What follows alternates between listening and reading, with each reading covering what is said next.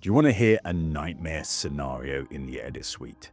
You spend hours cutting a scene, slowly crafting every single line of dialogue, of B-roll, of music, of pacing, the narrative arc, everything. You love it. You're emotionally invested in it. It's a beautiful little piece of art. And then the director comes in and says, oh no, that doesn't work at all. Now this happens all the time in pro edit suites.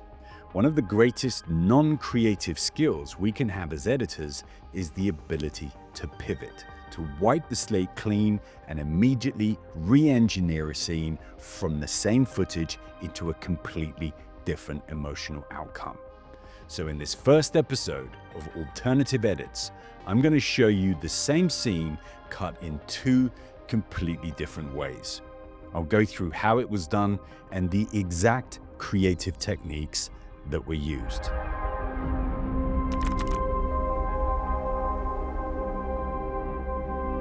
Okay, let's get in character and set this up. This is a scene with Tony, our Californian photographer, who is the subject of one of our long-form films at Inside the Edit. In this scene, he's in Paris photographing the Eiffel Tower. Now, Tony only does a very specific type of photography. He only shoots cities at dawn.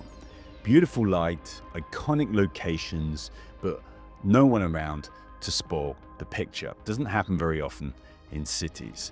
Now in this scene, Tony is talking about the tiny window of opportunity he has when trying to get the perfect picture at sunrise. It's like blink and it's gone. Now in terms of different streams of raw footage to work with, we've got a studio-based interview, lots of on-location B-roll, and a few bits of interesting actuality-type dialogue of him responding while he's shooting. There's a lot of ways we could cut this for our director, but let's look at two different versions.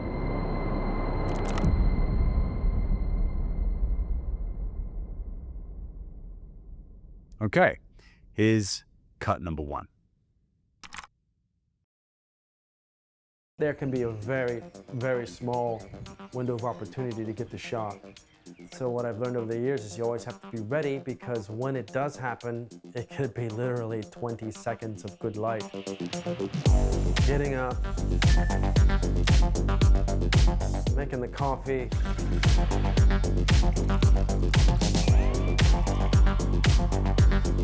getting out the door, walking and walking and walking, you know, getting to the location, getting the gear ready, waiting for the sun.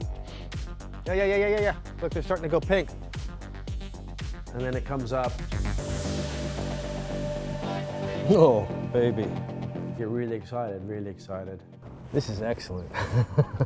20-second window, the clouds opening and the light coming through and being really dramatic.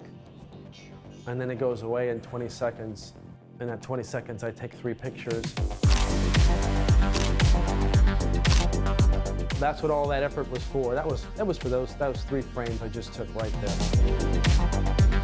That 20 seconds, that 1 minute. And I know that's it. There we go. Now, let's look at cut number 2.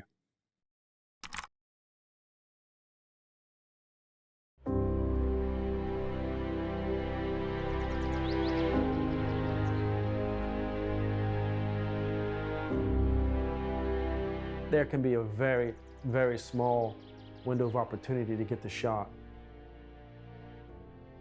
So what I've learned over the years is you always have to be ready, because when it does happen, it could be literally 20 seconds of good light.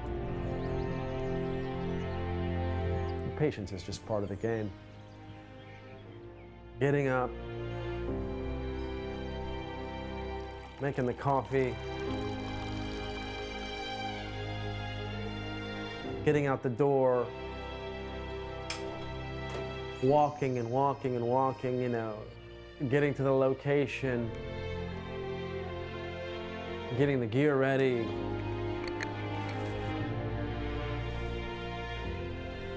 waiting for the sun, and then it comes up. Oh, baby. When it's calm, serene light, there might be a scene there that only works for a few minutes. You know, as the light's bouncing off that building and it's, you know, lighting up your foreground. And then it goes away in 20 seconds. In that 20 seconds, I take 3 pictures.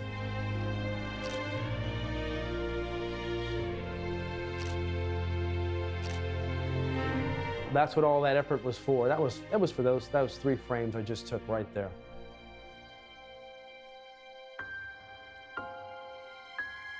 That 20 seconds, that 1 minute.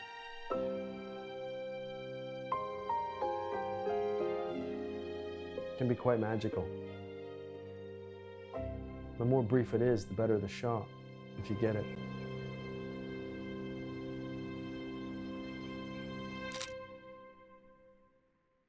Okay, very similar and yet very different. Let's go and do a detailed analysis. So the first thing to say is that these 2 sequences, even with the same raw footage to play with, started out with 2 very different destinations in mind. Like everything in editing, we're restricted by what was given to us with the raw footage.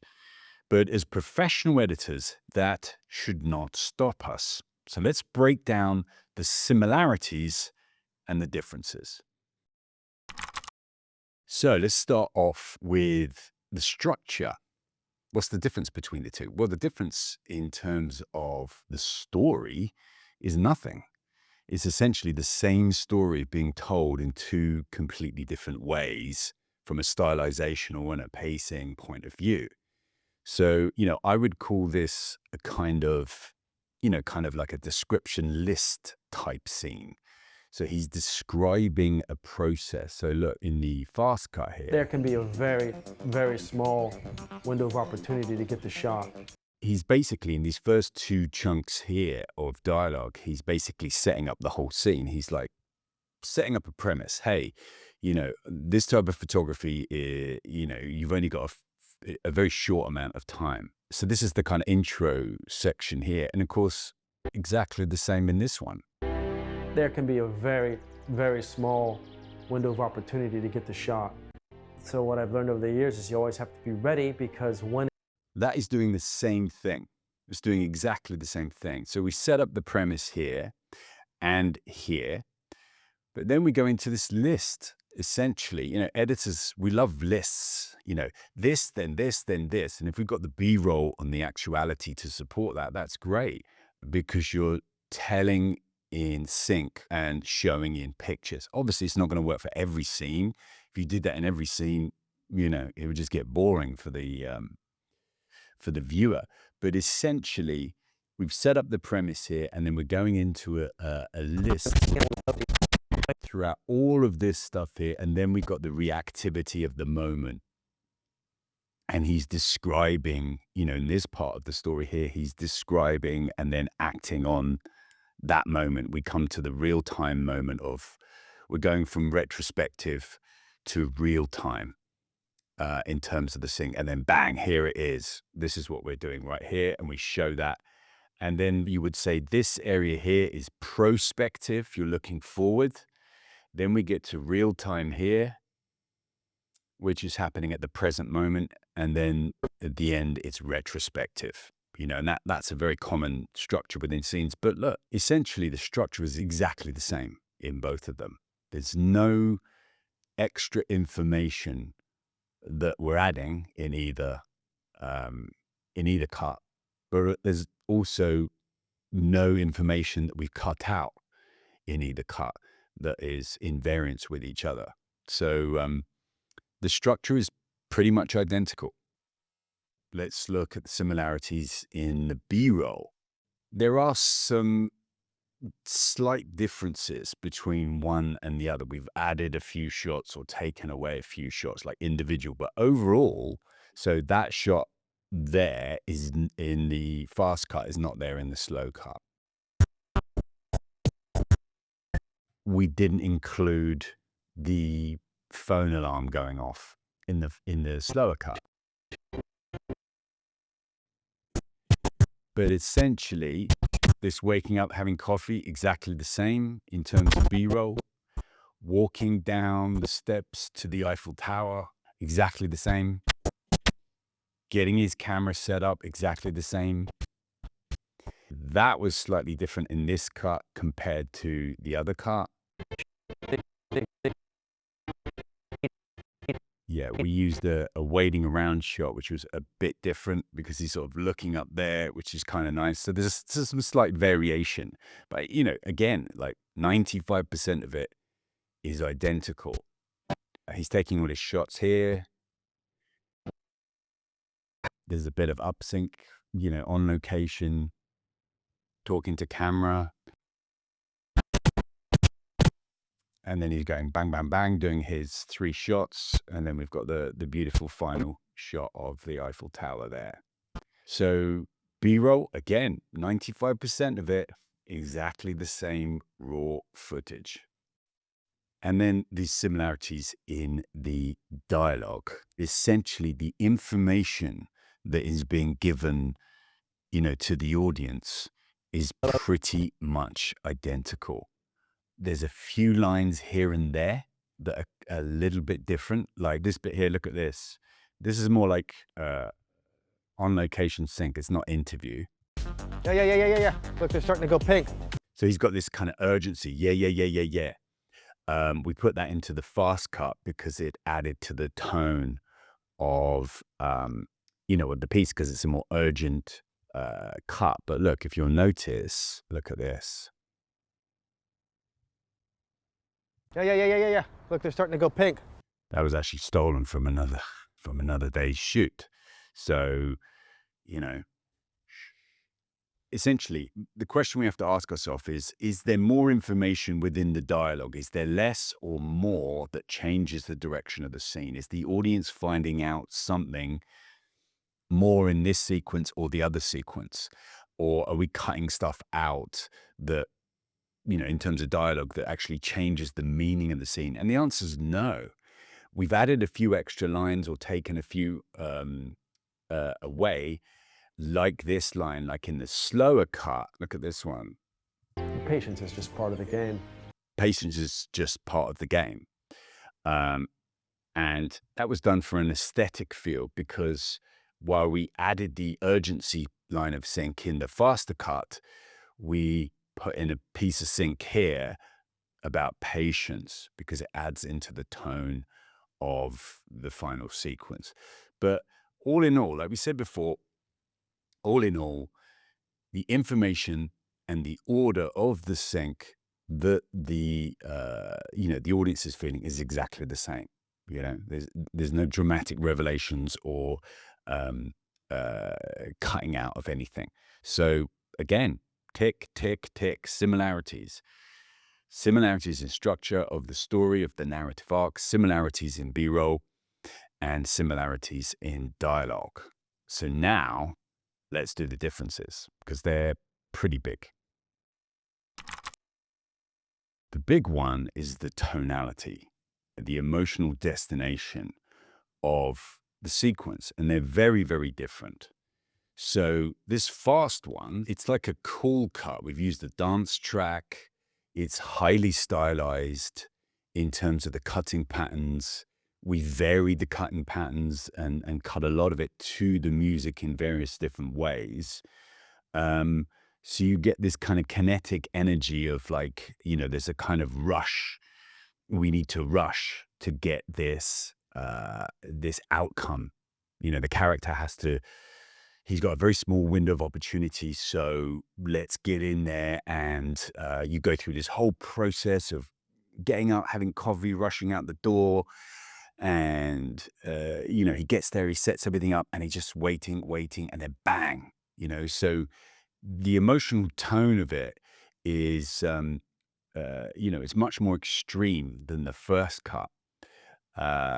But it's done through all of these, the manipulation of all these categories, which we'll go into shortly. But essentially, the first one has to have this kind of slight anxiety, mixed with coolness in it. That was the general tone. So we started off with that first, and then we work backwards from there. You know, you start off with your destination first in terms of tonality and emotional outcome, and then you pull it back from there. How we do that, and we'll break down each one of those in a minute. But let's look at the second cut now. And the emotional tone of this was much more like slow and kind of patient and gradual. And we wanted the audience to feel like this kind of work takes a long time and you have to have patience and all this kind of stuff. So the emotional tone was a lot more kind of like epic and majestic in its outcome. So two of them will have very, very different effects on the audience. And, you know, here's a small thing. Look, 125 is the duration for the fast cut. 205 is the duration for the slower epic cut. You know, that's a big chunk of time to tell the same information, but in a different way. So huge difference in the emotional outcome, in the tone of what we wanted to try and do with this sequence. The most obvious one, the music. Let's look at this track here. Seconds of good light. Getting up, making the coffee. Just the beats per minute, bam, bam, bam, bam, bam, bam. I mean, that's the most obvious thing. The tone of the music is kind of cool. It's got this urgency to it as well. Whereas in the second cut,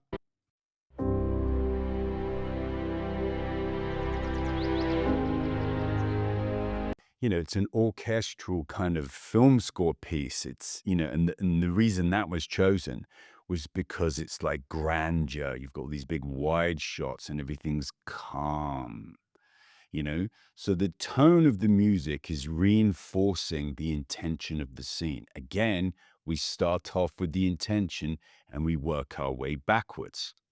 So the two competing tonalities within the music are definitely serving the purpose of the intention. You know, and that's a really, really important point when we're starting to shape an assembly or a rough cut or anything like that.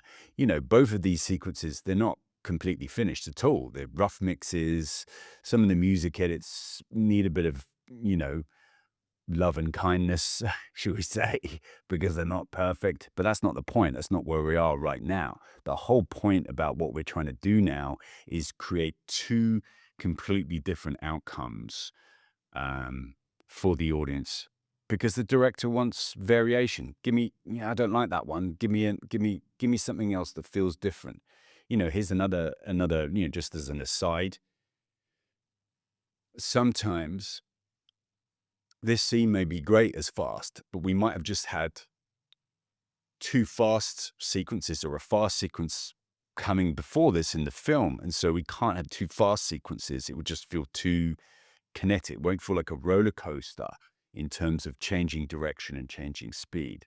So there's always a, you know, a reason to give variation for the director in the grander scheme of things, just from their pure aesthetic taste, but also what's actually going on in the film.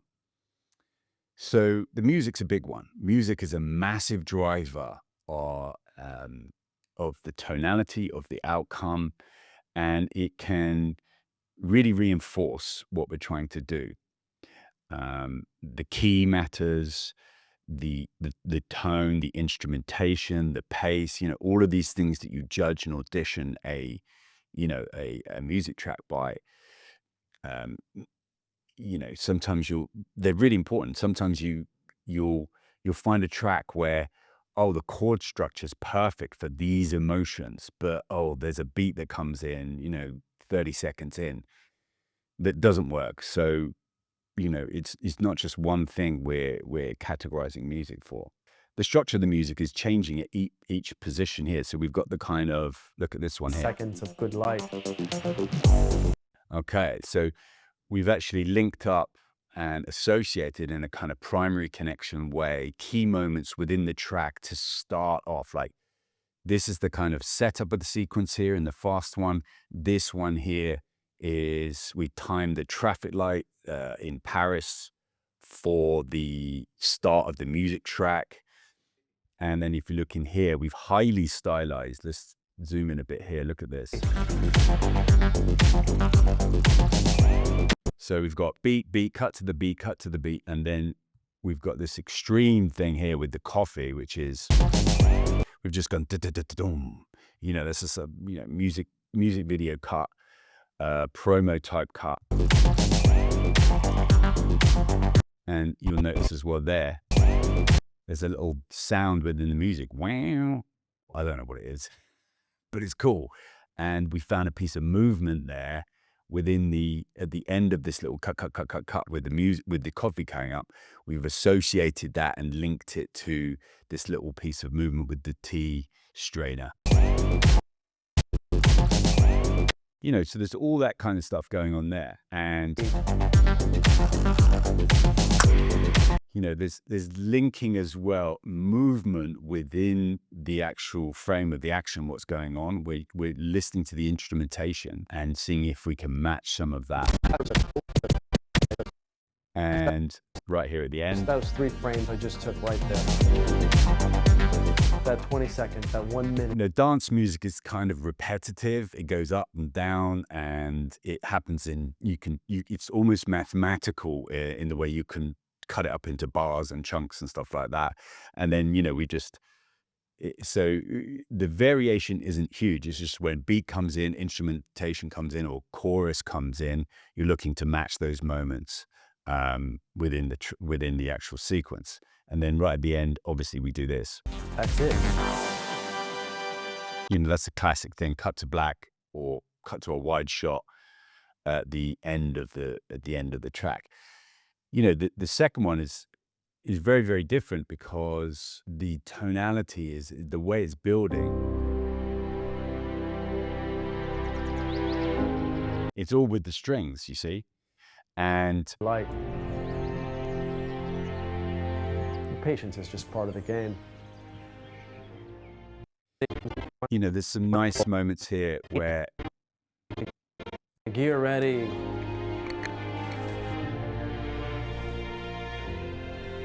Waiting for the sun, and then it comes up.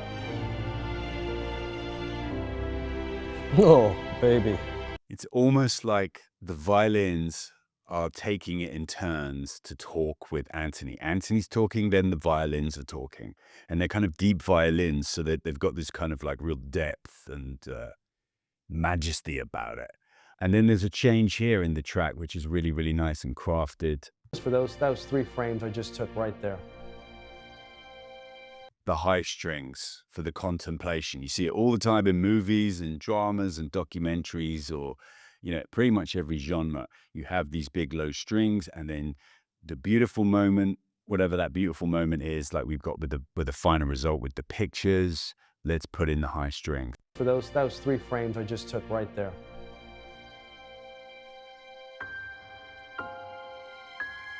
That 20 seconds, that 1 minute. And then obviously cut on the pianos to the cherry blossom shot. Can be quite magical. Put some pianos and high strings and start talking about magical. It just sounds magical. And then we had this nice out here. And, you know, we timed a photography, you know, a photograph clip to that as well, which is nice. It is, the better the shot, if you get it.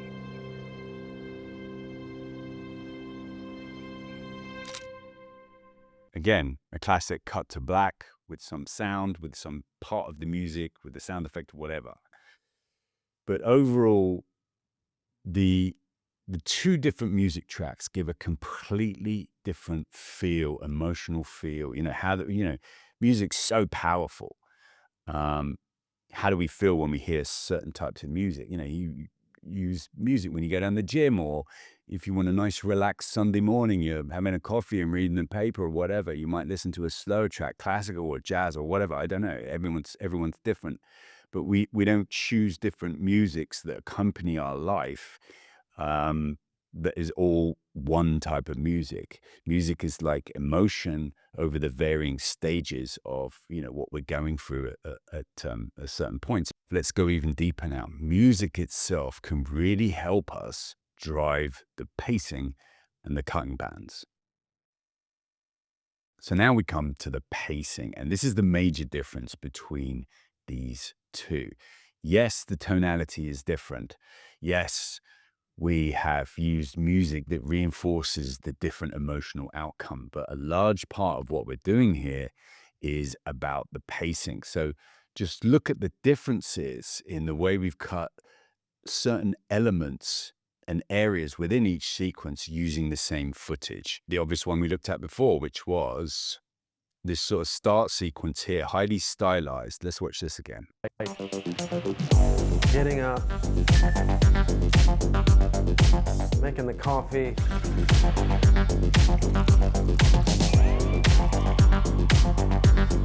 getting Let's watch the slower version. 20 seconds of good light. Patience is just part of the game. Getting up, making the coffee, getting out the door. There's less cutting. The shots are longer. So that's one of the primary things in any kind of pacing question is how long are the shots? There's lots of different things going on with pacing. How far is the subject away from the camera? How many cuts do we include in a certain space of time? What's the action that's going on in front of the camera? Is it fast action or is it slow action? There's lots of different factors with pacing.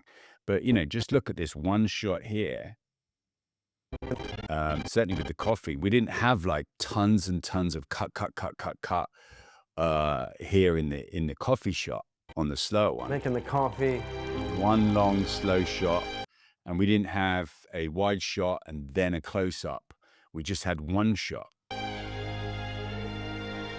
And so it's a combination of covering the same action in terms of a kind of pictorial arc, a pictorial story, but we're not doing it we're doing it with one shot instead of 5 or 3 or 6 or whatever that is.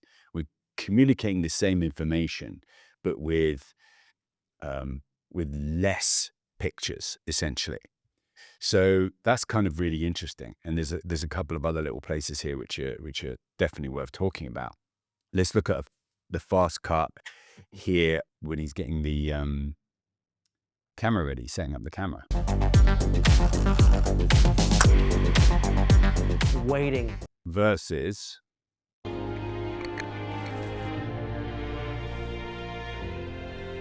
Wait. I've got 3 shots versus 1, 2, 3, 4, 5, 6. But it's not just the amount of shots, it's what's going on within the shots. So in the fast cut, it's, and in the slower cut, it's this, he's still getting it ready and he's still opening up his camera, but we've chosen less frenetic shots in terms of action. So pacing isn't just about how fast you cut it. It's about what's going on inside the shot, the action that plays out in front of the camera, how far it is and stuff like that. So we can communicate the same thing, but in a very, very different way, which is really, really kind of interesting. And again, just look, let's just time it. Getting the gear ready.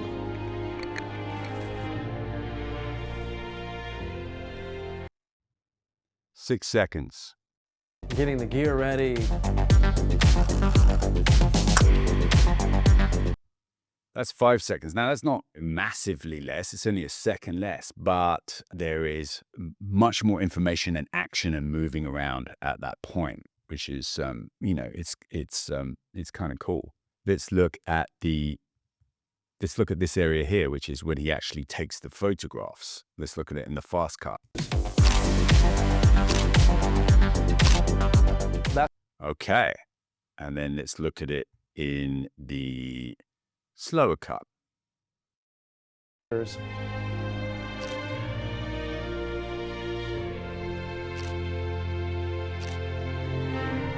So again, another main factor that drives, out of the 4 or 5 different factors that drive pacing, in the slower cut, there were static shots. There was no camera movement. So in the faster shot, it was whip pans and blur pull focuses. It was very frenetic to give a kind of sense of, okay, quick, quick, quick, panic, panic, panic, anxiety. Let's get it done, you know? So movement is a massive one. Movement is huge. Camera movement we're talking about here. So, there's a kind of majestic feel to it when you have these big kind of locked off wide shots and profile wide shots and strings, all of that gives an accumulative effect to have this kind of regal pace, as it were. And then, this is the complete opposite. This is, it's created to match what's going on in the music, the tempo, and the pictures are reinforcing the dialogue, and the dialogue is reinforcing the music, and they're all going round and round, interlocked with each other. Pictures, dialogue, music, all that. The 3 main layers of grammar you have in any kind of unscripted scene are B-roll, dialogue, and music, and they all got to continuously reinforce each other for this particular emotional outcome. So the pacing in this is the major change. And as a kind of, there's one more category I want to look at, and it's sort of connected to pacing. It's sort of pacing's distant cousin, as it were, and that is the space in between the dialogue. So let's talk about that because it's really interesting. Okay, so controlling the space between the dialogue lines is a key part of when you're starting to refine a sequence. How are you going to communicate what needs to be said in the dialogue in the sync to the audience? You're not going to, no scene in the world is going to be like blah, blah, blah, blah, blah, blah, blah, blah, blah, blah, blah, blah, blah. End of scene. It just doesn't work like that. So we have to create space in between what we're allowing the characters to say to the audience. And generally, the slower the scene, you're going to have larger spaces in between these dialogue lines. So look, even in the first sequence, we start off straight away. There can be We've come in straight away. There's no space at all. We're not setting up. We're just like, bang, let's go. Whereas in the second one, we're establishing, it's more like a traditional documentary scene, more cinematic, where I'm going to set you up with the pictures, instead of this like bang straight in there. This is where we are. I'm going to pull focus, and those strings and piano kind of mirror the pull focus. So there's a big old bit of space here at the start. That's 10 seconds. That's a really good establishing space. Then you will see variations, basically. The spaces here are doing 2 different things. We're trying to fit more shots into that space, so it's more frenetic. The eye is processing a load of stuff with music as well in that space outside of the sync. So taking a look at the space is, you'll see it a bit more compressed in the quicker cut versus here. Look at these big kind of spaces here towards the end of the sequence. We don't have that down here. We've got a few of them, but look, they're nowhere near as big. So just looking, you can often look at a timeline and you can see its shape and you can see what's going on. And if you know the music track, or you can just play a little bit of it, whether it's fast, medium, slow, minor key, major key, whatever, you can kind of have a rough idea what is going on in this scene. Look at the distribution of these shots here. Look at that. Look how quickly they're cut. There's nothing like that in here. All of these are longer blocks. So just looking at it, obviously we don't know what's in this shot. You can have a 10-second shot And, it looks like a long block on the timeline, but actually when you get into it, there's loads of whip pans and zooming in and running or whatever, like in an action movie or something. So shot duration is not indicative of, speed, but, you can have a rough idea, and it's kind of nice to get yourself used to the distribution of all of these different shapes and blocks. But on the whole, looking at space, the more you want to slow down a sequence, the more you want to kind of take the heat out of it, make it more reflective, make it more, sort of slow and cinematic. You'll be wanting to slow down the spaces in the sync. So all of these categories together, they're all doing the same thing. They're reinforcing the intention of each one of these different scenes. And sync spacing is, an extremely handy thing to start playing around with.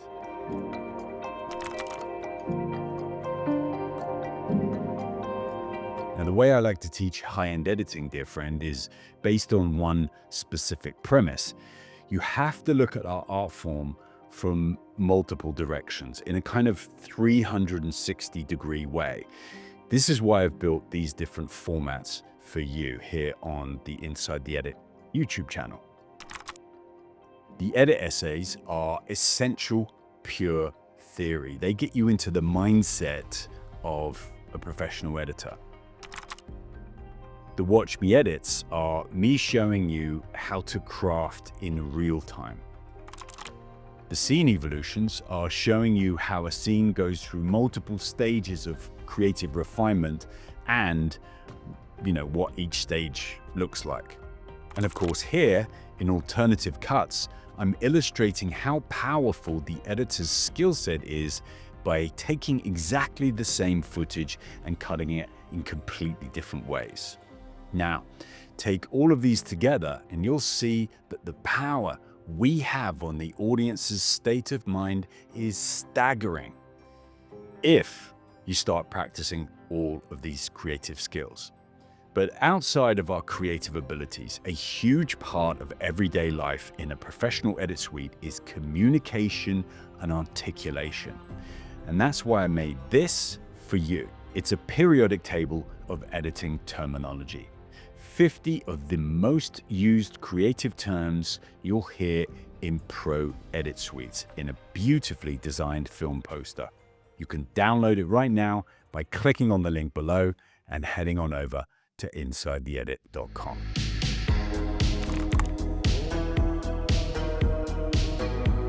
So let's bring this all together. In this episode, we've seen that by manipulating each of these specific categories, the emotional outcome and impact on our audience can be night and day. So I want you to start thinking in these categorical terms as you design your sequences. Each one has to be thought through at every single stage of your edit. And what you'll start to notice is that high-end editing isn't just one skill. It's multiple individual skills and the accumulative effect of them combined together in any one scene. Separate them in your mind as you would when listening to a piece of music. The layered effect of each instrument and what it's doing combine together and play off each other. The key the track is in, the chord structure, the speed of the track, the instrument used, the changes that happen throughout the track. Editing is very similar. The pacing, the structure, the music, the spacing, the camera work. We start off with a tonal or emotional destination first, and then we work backwards while shaping these different categories. This is the holistic view of editing because all of these play off of each other. And here's the final thought. You can be great at structure, but average at camera movement manipulation. You can be fantastic at music editing, but bad at intercutting. If you want your skills to rise as quickly as possible, you have to ask yourself one simple question. Where are my weak points? Go and do a ruthless audit of your skill set right now and start working on your weakest ones. It's not easy, but I can tell you it's incredibly rewarding. Thank you for your kind attention, dear friend. My name is Paddy Bird, and this is Inside the Edit.